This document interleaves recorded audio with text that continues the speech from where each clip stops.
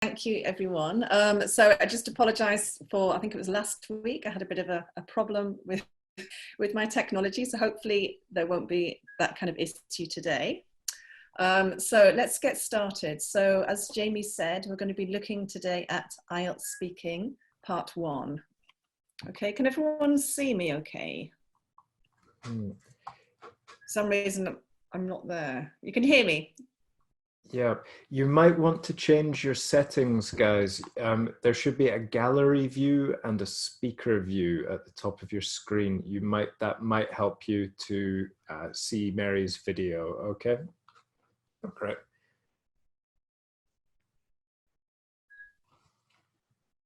And yeah, now we can't hear you, Mary, but we can. No, it's because I wasn't speaking. Okay. You can hear me now? We'll get there eventually. Yeah. Can you see me? Yeah. Saying exit full screen to see Mary. Good advice. So yeah, that's for the attendees. If you exit your full screen, you should be able to see Mary's video. Okay, thanks for that, Jill. Okay, it's all right, Mary. I think we can get started. Okay. Okay, great. So yeah. Yeah, we'll figure it out in the chat. Thanks, Jamie. Right. So let's get started. So as I said, we're going to be looking at IELTS speaking part 1 today, the questions. The outline is how to greet the examiner, common topics we'll be dealing with, how to deal with unexpected topics, and then at the end there'll be a Q&A. Okay, so I will be asking questions as we go along. So please just put your answers in the chat. Otherwise you can put them in the Q&A, okay, and we'll address them at the end. Right, so the aims of the webinar. By the end of this lesson, you will be able to do the following. Greet the examiner and begin the test. Give full answers to common part 1 topics. Answer questions using a range of appropriate tenses. And use fluency markers to deal with unexpected topics. Okay, can anyone tell me what a fluency marker is, first of all?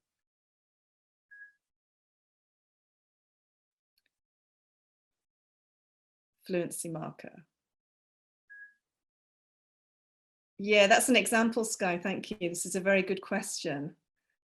Yeah, so basically it's a phrase that you can use that will give you a little bit of time so you can think of how to answer the question, okay? We do this all the time. And my favorite one, as you've probably actually heard, I say basically quite a lot. So there are certain phrases that we will use a lot when we speak. And we're going to look at some of those today, and I'll try and get you to think of some as well. Okay, so the overview is looking at what happens at the start of the speaking test. So what's the first thing that happens?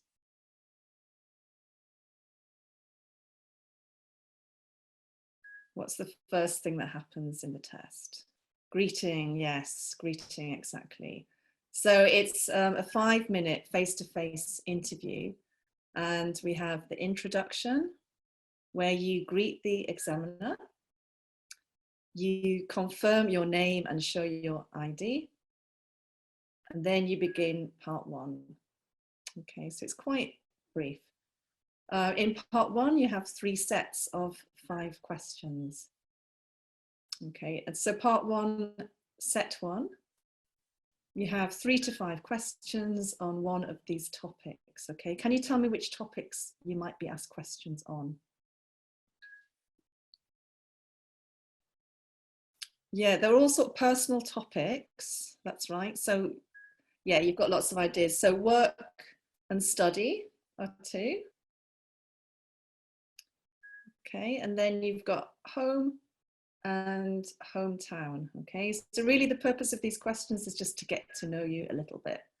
And then part 1, sets 2 and 3. So you have some more topics. Okay, any ideas of other topics? Daily type, so like, yeah, opinions and general topics. Any examples of topics? Clothing, it could be social, that's right. Yeah, traveling, hobbies, music, cooking, movies, travel, how people live, newspapers. Yeah, I mean, you've pretty much mentioned most of them. It could be technology, possibly, education, accommodation, things like this.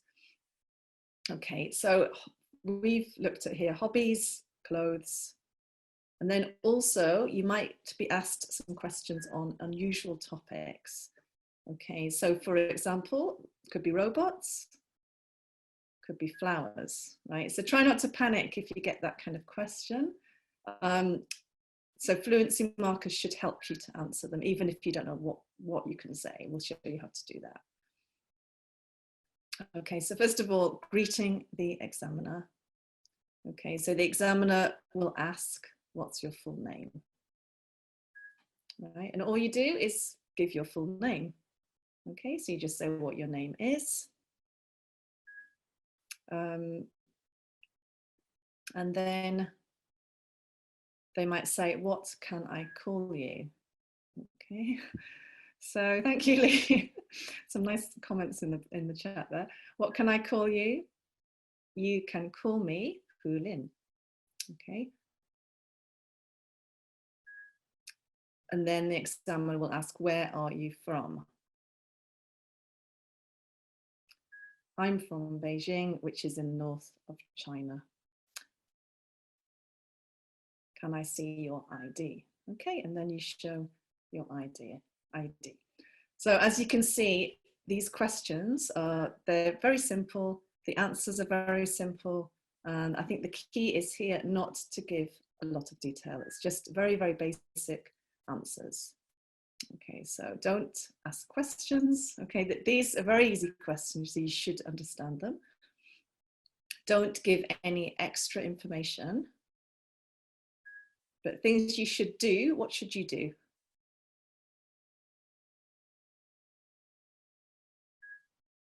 Can everybody see me? Some people are saying they can't see me. Okay, some people can. Smile, Neo, that's right. Yes, try and smile. It's very, very hard when you're nervous, I understand, but it will make you more relaxed. So when I say don't give any extra information, that just means just answer the question. So don't start giving more information than you need to give. Okay, so do use contractions. What's a contraction? Yeah, Sky, too stressed to smile. I totally get that. I think that's normal. But I do think if you smile, it will make you more relaxed. So you just have to try. Contraction, that's right, Jalil. So it's not, it becomes nt. Okay, so for example, do not is don't. So you use those kind of phrases. Do speak clearly.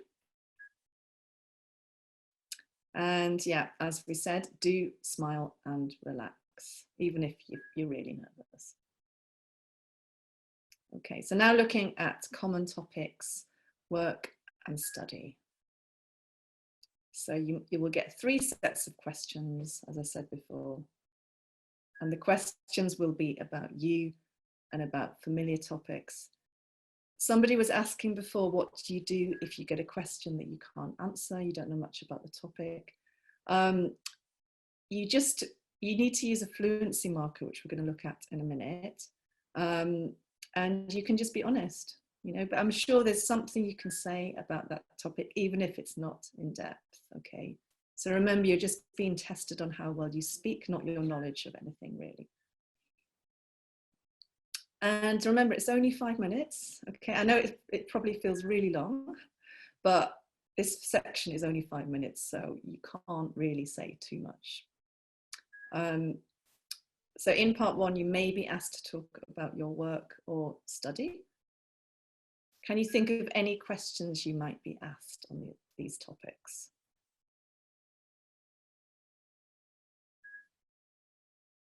Any examples? Yeah, where do you work, John? Yes, what do you do? What do you learn at school? Yeah, any others? How do you get to work? It could be. What do you study? Yeah, are you a worker or a student? Do you work or do you study? What do you like about your job? Okay, so you've got lots and lots of ideas. So it's a good idea if you think about what kind of questions you could be asked beforehand, so you're prepared. So they're all great questions that you gave me then. Okay, so this is a typical kind of question from the examiner.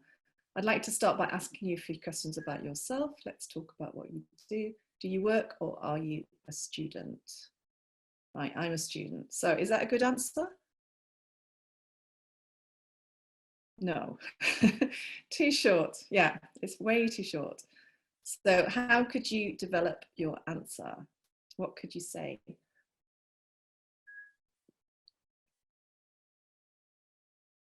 Introduce yourself more, Yulil, that's right. Yeah, more information. Okay, I'll show you our example here. Actually, I'm a student. Okay, so actually is an example of a fluency marker. So it's just a very natural way of starting an answer. I'm a student. I'm in the final year of an engineering diploma at college. Once I graduate, I hope to continue my studies by completing a master's degree. Okay, so as you can see, there are three sentences there, and it just gives a lot of information. Okay, so that's a really good answer. So Amar, you don't have to be formal when you answer. Okay, so you use contractions, you use that natural speaking language. Try not to be too formal. Okay, another question here. Do you sometimes feel like you have to work too hard? Yes, I do. Okay, another not very good answer, it's far too short. What could you say to that? Yeah, so you need to elaborate more. Himaya, that's right. Can you give me an example of what you could say here? I'm always stressed out due to tons of homework, Sky. Yeah, that's a nice, okay, if you can use phrasal verbs like that, stressed out is a nice expression. As a matter of fact, okay, this is a really useful fluency marker here. Yes, sometimes. I do feel like I have to study too hard. Okay, so that's just answering the question, and then you give some more information. We have a lot of assignments and it can be difficult to complete them before the deadline. Okay, so that's a really nice full answer. Okay, so really what you're doing is answering the question in the natural way, and then you're giving more of an explanation.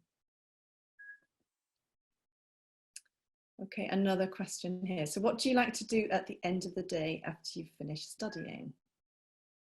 Okay, I like watching TV, right? That's probably the most typical answer. And again, far too short.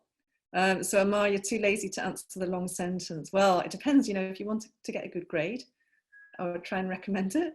But remember, you need to be natural, okay? So John, I would love to chill out in a rooftop bar, nice. I want to cook and spend time with my son, checking his assignments. Tiffany, that's good. Hanging out with friends, that's nice as well.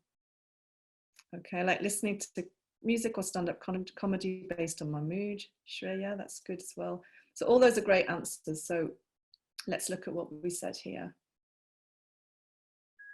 Well, after I finish studying in the evening, I like to relax by watching some of my favorite series on TV. Okay, so that's answering the question and then elaborating. Okay, so it helps me unwind and, okay, which word goes in here? Something my batteries. Yeah, thank you. Yeah, great. Most of you know this. So recharge my batteries. Right, so some nice idiomatic expressions there, okay? So if you can, try and use these kind of natural expressions. Does everyone understand recharge my batteries? What does that mean?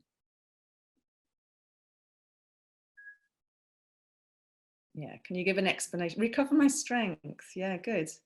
Recover. Yeah. Yeah. No, it is a long answer, but this is what you need to do to get a good mark in speaking if you can. So as you can see, it's only actually 2 sentences, but quite full sentences. Okay, So in part 1, you may be asked to talk about your hometown or the place you live. What questions might you be asked? Any examples? Where do you live? Yeah, could be a bit more. Yeah, what's your favorite place in your city, possibly? Where is your hometown? Do you like the place you live in? Yeah, tell me more about your place. That's a good question because then you can elaborate a little bit. Describe your hometown. Yeah, so those kind of questions are all fine. Right, so I'm just going to give you a little bit of vocabulary now. Right, so let's see where we put these. Okay, sorry, doing it too quickly. So yeah, traffic congestion is in transport. Okay, the next one. Tourist attractions. Where does this go? Yeah, culture, that's right. In the suburbs. Yeah, 1, shopping centres, easy. 2, easy to get around. 3, that's right, traditional festivals. 4, yeah, high-rise apartments. Yes, number 1, chain stores. 2, yep, residential areas. 1, yeah, good public transport. 3, local businesses. 2, and obviously the last one, historic sites. Okay, so there's just some examples of good useful phrases and collocations that you can use. What questions could you be asked in each category? Okay, what might you be asked about housing?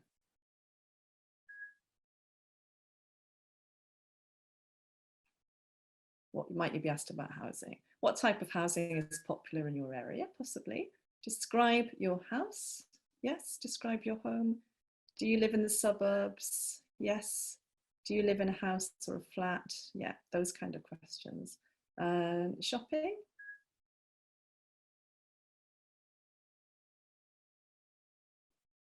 How many rooms? Yeah.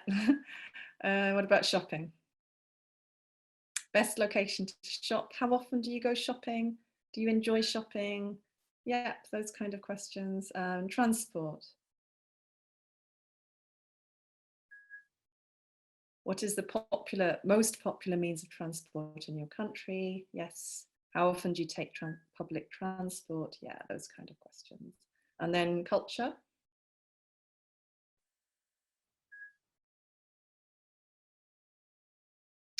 So suburbs just means on the like out. Well, I was going to use the word outskirts. You can also use, which means on the edge of a city or a town.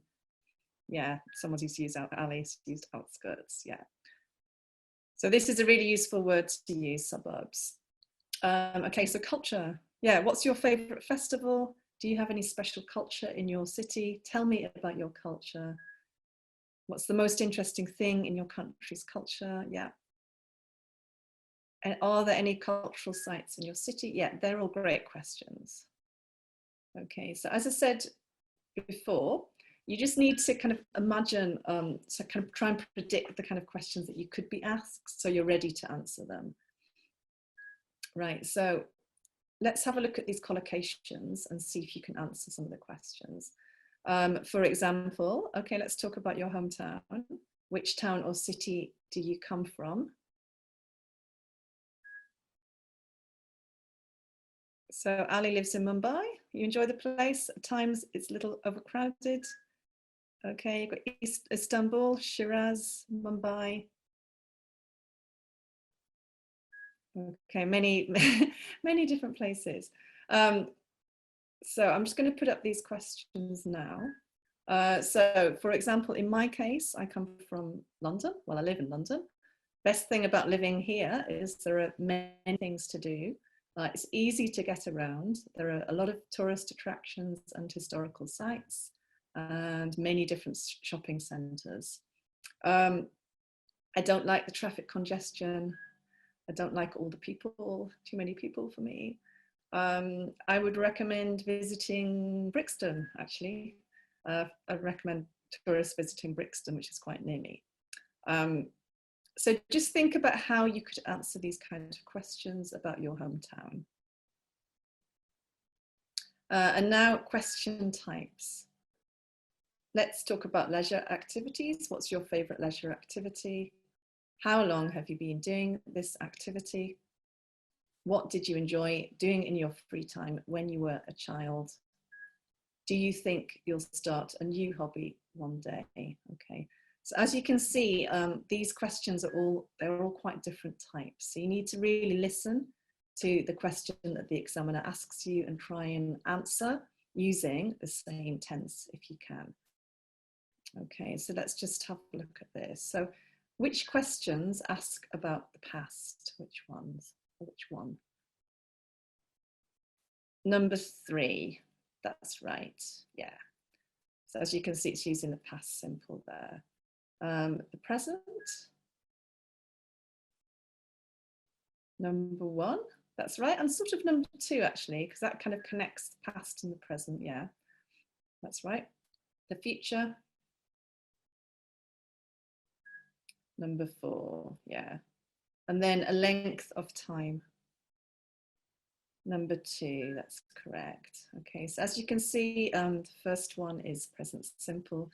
Which tense is the second one? Number 2, which tense is that? Present perfect continuous. Yeah, present perfect continuous. Third one. Number 3, past simple. Yeah, and number 4, future simple. That's right. So just as I said, be aware of the tense you're being asked, the examiner is using, and answer in the same tense. Okay. So yeah, recognize the type of question, choose the appropriate tense. Right, let's just have a look at some sample answers. I just want you to tell me which one is correct.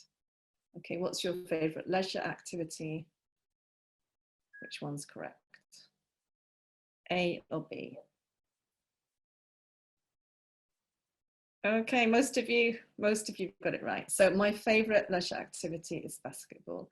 Remember never to say my most favorite, okay? Some people make that mistake. The next one, okay, how long have you been doing this?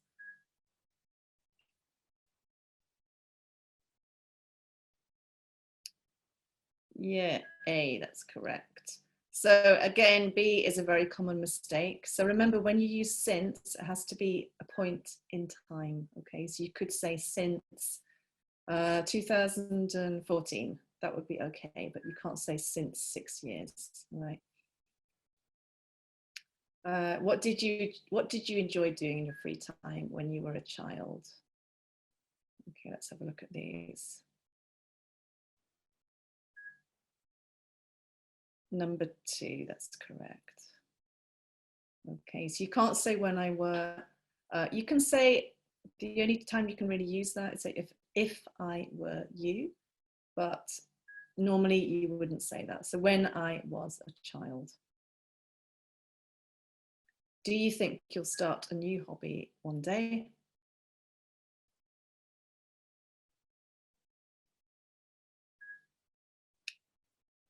Okay, mixture of answers. Right, it's actually A. Okay, so if you say B, that's talking about present. That's saying what you enjoy doing now, okay? This is about the future. So yes, I'd like to. So I would like to learn. So it's like an intention for the future. Okay. So some of you are asking some really good questions. If you can put them in the Q&A, okay, and then we can try and address them at the end. Right, as I said, you might be asked questions on unexpected topics. Okay, and this is where people panic, and probably I would panic too if I was in your position, but try not to, so don't panic. Use fluency markers to buy time, okay? In other words, to give you more time to think of how to answer. So you could say, that's a good question. Well, I'd have to say that, in my view, I've never really thought about that before, but I'd say, well, in my opinion, to tell you the truth. Okay, so see if you can just give me one or two more fluency markers. Can you think of any others? To be honest, Mustak, you might say from my perspective. So with from my perspective, in my point of view, that's right. As far as I'm concerned is a really good one. Well, that's an interesting one, Syed. That's a great one, actually. As a matter of fact, it's good. As far as I know.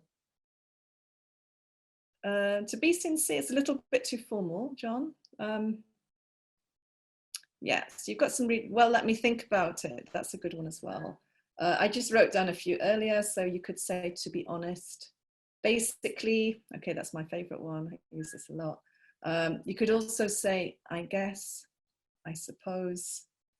Well, let me think. Okay, so anything that gives you a little bit of time to answer the question or to think about how to answer the question. Okay, because you're going to be nervous probably, so this will just help you to calm down a little bit, I think. For example, you might get a question like this about flowers. Let's talk about flowers. Okay, what's your favorite type of flower? Have you ever given anyone flowers? Do flowers have any special meaning in your country? Right, so it could be that you might panic if you get this kind of question. So you can just start off by using one of these fluency markers. So you might say, that's a good question. My favorite type of flower is a rose, something like that. Okay. Hate flowers, okay. Sunflowers are the best, yeah. And then if you said that, if you say my favorite type of flower is sunflower, you can explain why. You know, it makes you feel happy when you see it or something like that. And then this one is maybe a little bit more difficult. Let's talk about mirrors. Okay, do you often look at yourself in the mirror? What would you say to that?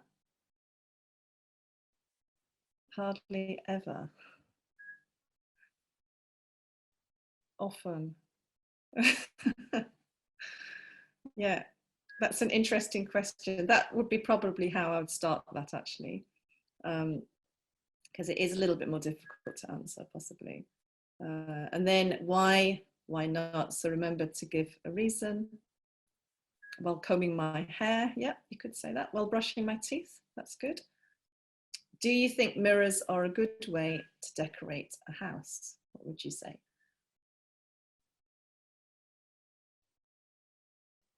No. Yes. Okay. Yeah. Great. So remember, you need to give a reason. So don't just say yes or no. So somebody said, yes, they make your house look larger. Yes, because they make your house look larger. No, because you can see ghosts and paranormal. Okay, well, possibly. It can give space. They can give space to your house. Yes. So those kind of answers are great. And then this one is probably a bit easier. Let's talk about music. Show you some questions. Do you like music? Why? Why not? What's your favorite type of music? Do you think older and younger generations prefer different types of music? So I think the first two are pretty easy to answer. What about number 3? What could you say to that? Number 3. Yes. Okay, so it depends on their age. Yeah. Yes, because of the generation gap. That's a nice phrase to use. So as we get older, our interests change. That's good. All things change. Yeah, so they have different perspectives. Amrit Pudal, that's great. Yeah, you could say that. So just, I mean, it doesn't matter what you say as long as it sort of makes sense, you know, and you've thought about the question, you give a reasonable answer. Can you sing? What could you say to that? Nope. Okay. In the shower, yes. Hardly. Yeah. I wish I could. Nice. Okay. So let's just have a look again. So the review. So you have to greet the examiner.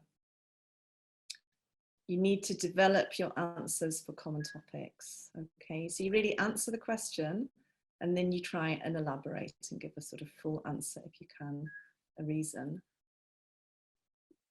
You need to be able to recognize common question types. Okay, and then remember to answer in the same tense. So that just means that you need to listen quite carefully.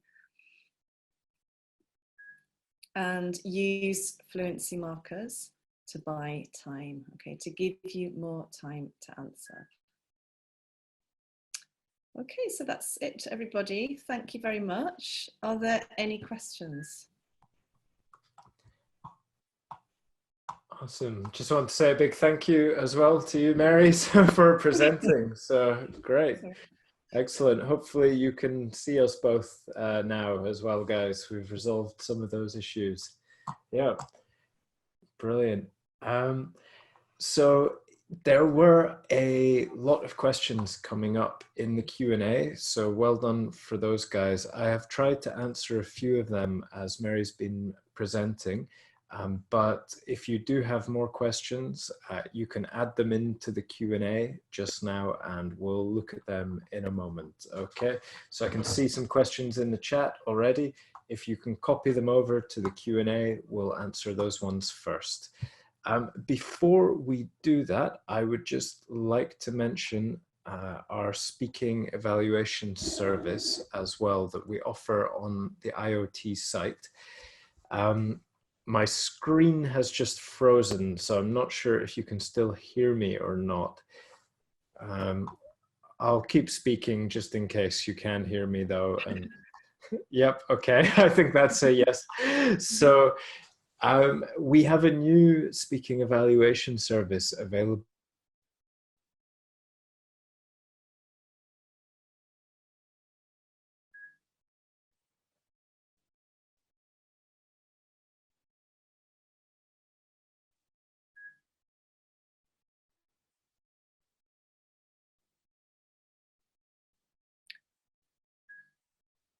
Jamie, can you hear me? Can you hear me, everybody?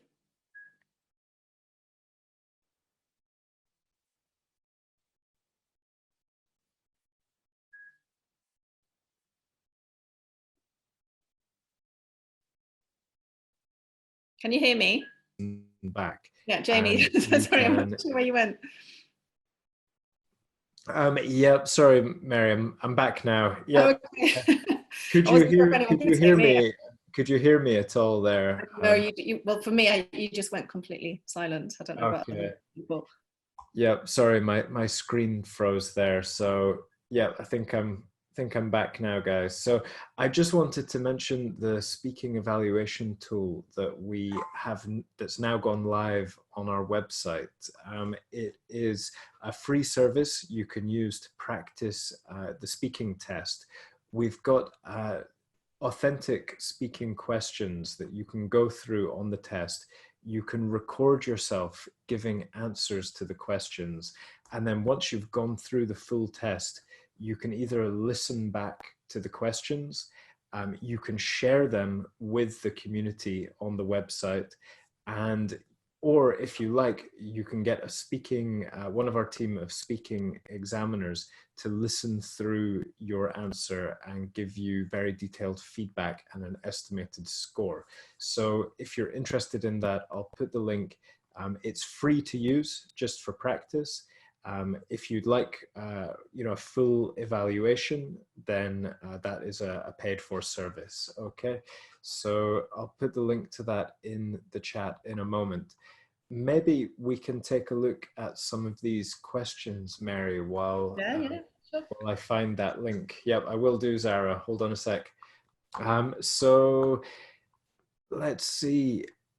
The first question I can see in the Q&A. Okay, this one is from Nat, which is which part is awarded the most points in the speaking test? So I guess is that part 1, part 2, or part 3, Nat? Which one gets the most points? I'm happy to try and answer that one. If, to be honest, I'm not completely sure. I'm assuming it's part 3, but I don't actually know. Yeah, you're right. You're right. It's basically not there. It's not evaluated by part. It's more of an overall score for the test as a whole. But what tends to happen is at the beginning of the test, the examiner will start to get an idea of your level, and they'll think, okay, maybe from part 1 and part 2, we can think, right, you're probably a 6, maybe a 7, you're a 6 for this category, but a 7 for this category. And then by the time you get to part 3, that's when the examiner will try to sort of challenge you a little bit to see how far you can go. Like, what is your range for vocabulary? What's your range for grammar? And that's where you can, sometimes increase your score a little bit. Okay, so it's awarded, the whole test is important, but towards the end of the test is when the examiner is really trying to fine tune their initial estimate. Okay, so hope that clears that up. For the next question, Mary, this is from Amrit Pudal. They say, I often do while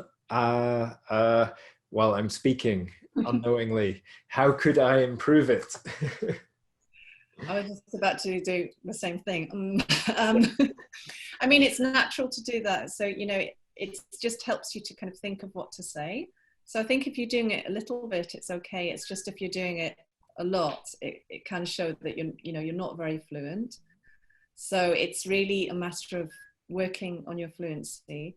It could be that you're nervous and that makes you hesitate a little bit more. So instead of doing that, you can maybe use one of these fluency markers that I suggested. But I mean, don't worry about doing it a little bit because it's completely natural. We do it all the time. Like now I'm doing it a little bit.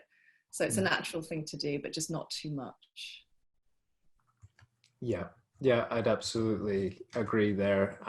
As you say, it's part of natural speech, so don't worry about it too much. But yeah, if you can try and use the fluency markers, that will definitely help you as well to plan your answer.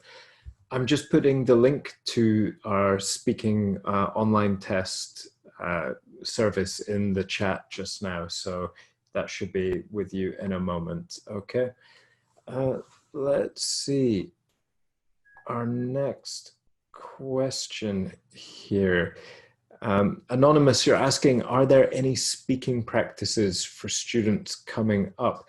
We do have some speaking webinars, Anonymous, but we're not doing the speaking practice at the moment. Okay, we'll see if we can fit them in, and you'll be able to see them on our website on the live lessons page. So just keep an eye out for them. Okay, let's see. Question, well, actually just Temez Jen is saying thank you to Mary for the webinar. So thank you, Mary. Excellent. And yep, a good question about the fluency marker here from Rashid. Can we use "to be honest" when we're just expressing an opinion we never thought of? I think that's fine. I mean, that's another of my favorite ones. I tend to use this a lot. I think, as I was saying before, I mean, it's completely fine to use those kind of expressions. Just don't overuse them. So you can get into the habit of using the same ones all the time. So try to vary them if you can, and don't use too many. So you just need to speak naturally, really. Definitely. And yeah, just to say, you can say "to be honest" and it doesn't really mean you're being 100% honest. It's just a way of saying, oh, well, I'm thinking about it, and right now is my opinion that I'm going to give you. It's not, you know, like such a serious, it's not literal, I think, meaning. Okay, excellent. Nice example there, Nikki, in the chat of how you'd introduce your, how to introduce yourself. You know, my name is Ken, but you can call me Nikki. That's very, very clear. Okay. Question from Galaxy. Is it okay to be a negative person? So I think this is, well, we're talking generally, Galaxy, or in the IELTS test. You know, I say, yeah, I think I'm going to interpret this question. Is it okay to be, you know, not be so optimistic, or to give negative responses to things? Like, do you like X? No, I don't. Do you think that's okay, Mary, to, you know? I think it's fine. I mean, as long as you're developing your answer, it's completely fine to to be negative, I think. Yeah, it's all about, you know, what you say, how much you develop your answer, making sure it's not too short. So if you just said, no, I don't, or, you know, something like that, that's obviously too short. So just make sure you give a full answer. Yeah, yeah, 100% agree. You're not being judged on your opinion or your beliefs. It is just about the language that you're using. So if you can give reasons for your answers, then that's absolutely fine. Okay, and you might be asked, you know, things that you genuinely don't like or are not interested in, and that's fine as well. You know, if you're asked about football and you're not interested in football, just say that, and, you know, give a reason why you're not interested. And I think that's much better than trying to pretend, oh yes, I love football, it's, you know, one of my hobbies since I'm a child. It's like, just, you know, answer it in a natural, authentic way, and you'll be fine. Okay. Alexandra is asking, can you show me how to live? I don't think we're qualified for that, Alexandra. We're IELTS teachers rather than life coaches, but, you know, we'll do our best. Good question in the chat, actually, from Amar. Do we have to be politically correct? Do we have to be PC? That's a good question. Question, yeah. I mean, well, it's like you were saying before, Jamie, you're not being judged on your opinion, but obviously you need to try and avoid being offensive, I think. I don't know. I mean, if you've had to deal with anything like that, Jamie. Questions? No, not that I can think of. I mean, you know, I would definitely avoid. I mean, typically the IELTS questions are not political in nature. Okay, so you shouldn't be asked anything where you have to give some kind of political or sensitive answer to it. You know, and yeah, I mean, I would probably stay away from, you know, very inflammatory kind of answers if I were you. Use your common sense, but the chances are you're not going to be asked that kind of question anyway. So, you know, don't worry about it. Right. There is a very good question here related to a question earlier, the difficulty between the sets of questions. Maybe I could take this one, Mary, if that's all right.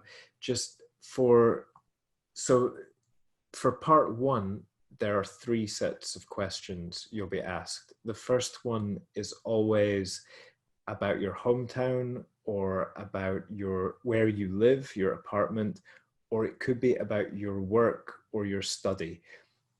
And this first set is, you know, usually pretty straightforward. It's a fairly easy one. It's very familiar topic, so it shouldn't be too difficult.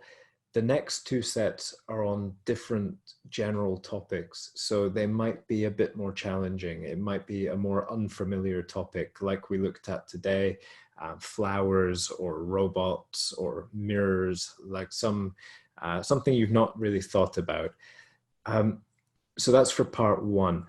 For part three, you will be asked two sets of questions, and they do get more difficult, and the examiner will decide.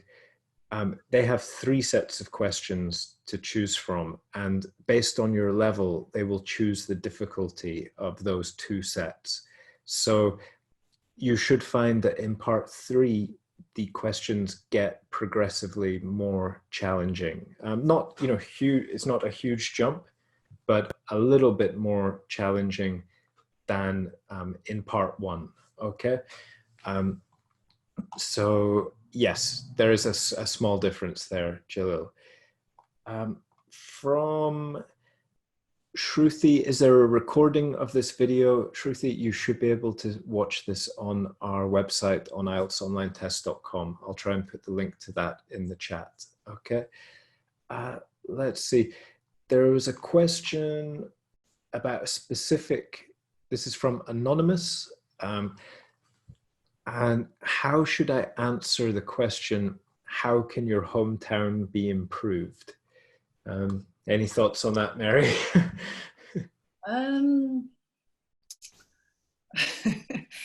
Actually, I'm not sure. It's a tricky one, right?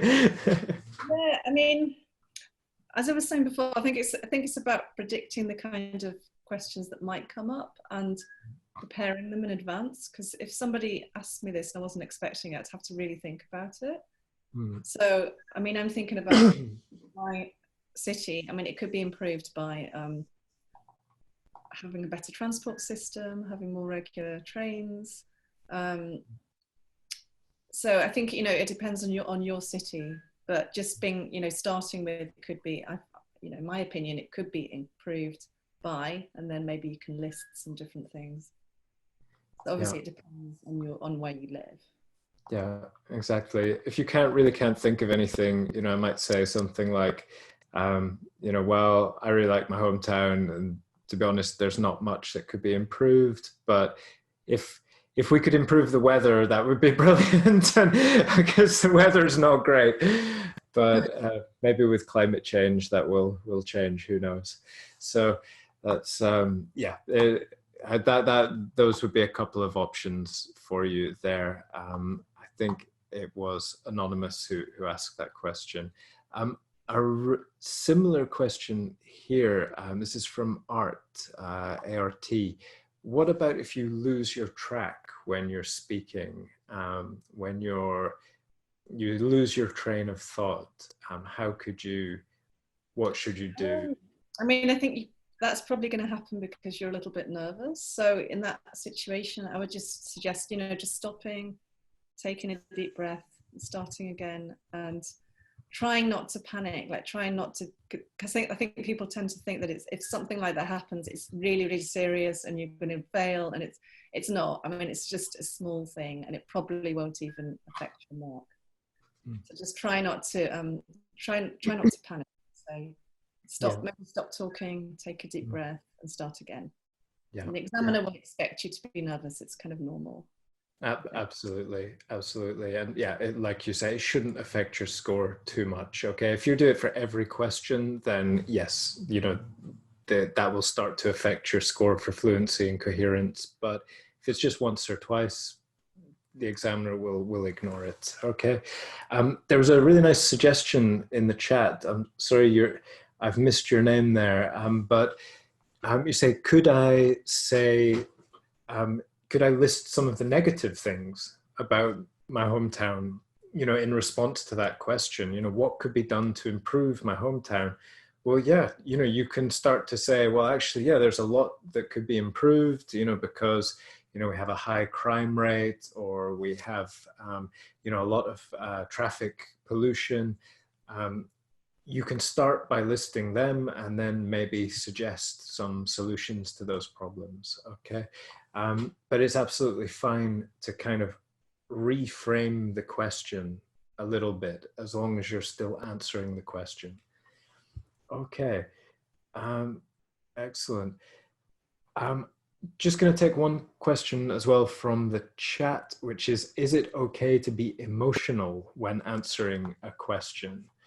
I don't know what you mean by emotional. Maybe passionate, possibly, or do you mean if you're crying? I don't know. I'm not completely sure. That could mean a lot of different things.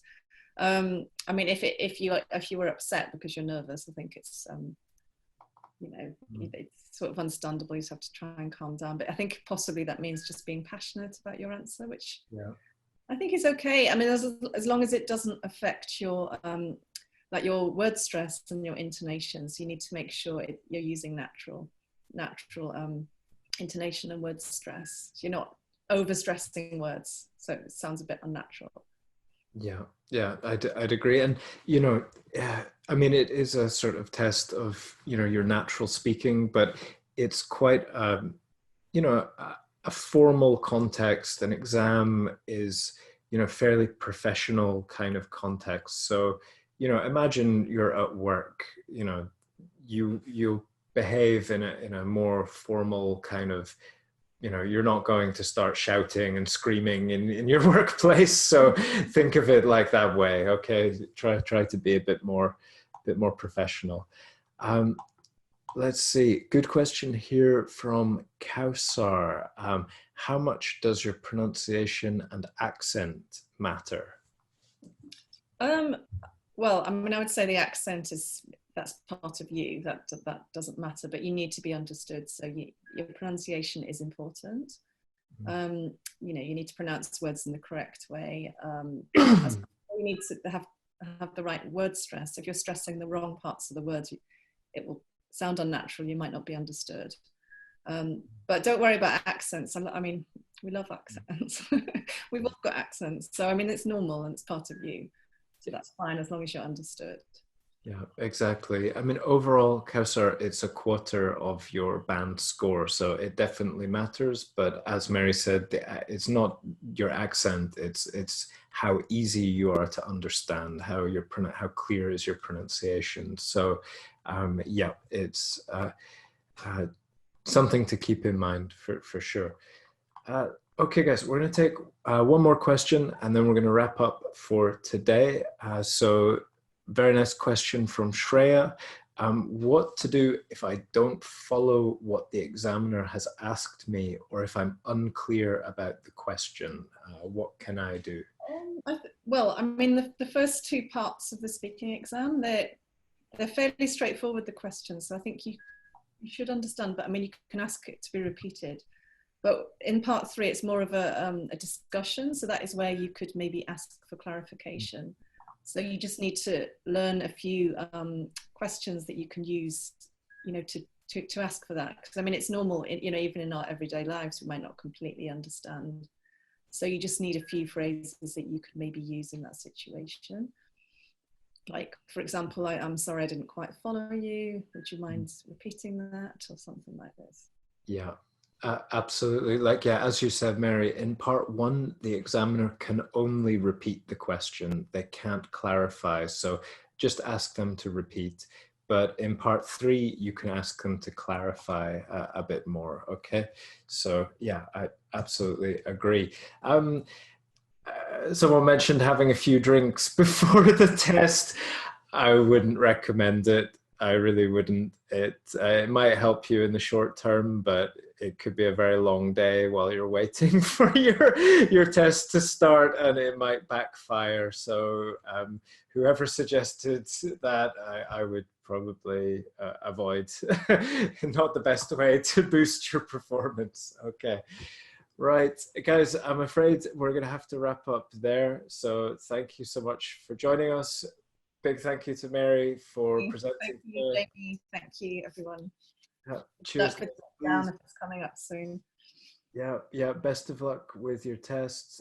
Please check out our speaking evaluation service. It's just launched on our website. Okay, hopefully that can help you do a bit more practice.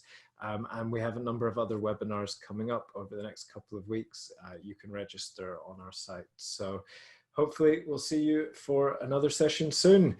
Cheers, everyone. Thanks, everyone. Bye. Well, cheers. Bye, Mary. Bye.